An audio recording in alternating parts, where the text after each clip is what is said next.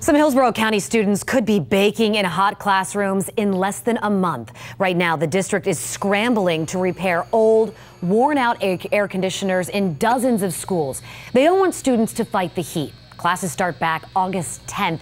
Gives them a little bit of time. Brightside's Emerald Morrow is here with us. And Emerald, the district is really on a tight budget on this one. Yeah, and that's a huge problem. And the district says that it just does not have enough money to make all the repairs that it needs to make. But today we're learning that crews have fixed cooling systems in 10 schools this summer. And that is, of course, great news for the students and staff in those buildings. But the problem is there are still about 40 schools that need their air conditioners replaced. So this means instead of focusing on reading, writing, and arithmetic, your child might only be able to focus on how hot it is in their classroom. Now, over the last few years, we've seen some classrooms get as hot as 92 degrees. And unfortunately, this has been an ongoing problem for years in Hillsborough County, and the district places much of the blame on the state. Florida is behind most states when it comes to education funding, and school officials say that means they often have to make really hard decisions about what to prioritize. Now, of course, studies do show that too much heat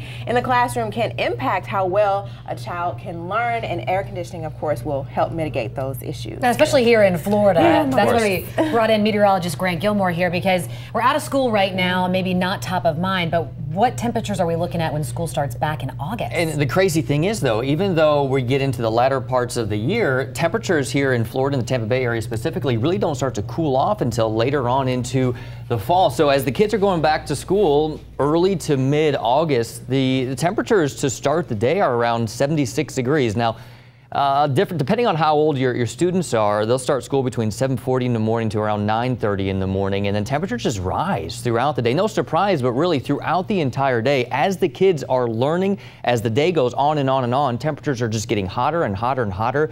And if there's no AC in those classrooms, it's not just the temperatures, but it's also, you consider that sunlight coming through the windows.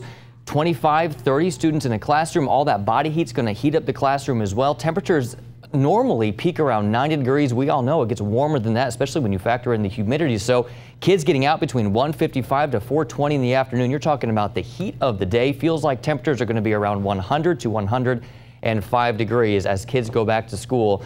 We'll talk about it coming up at 6 o'clock when temperatures finally begin to cool off. But as they go back to school, that AC is a big thing. We all know when it's hot, you just cannot focus.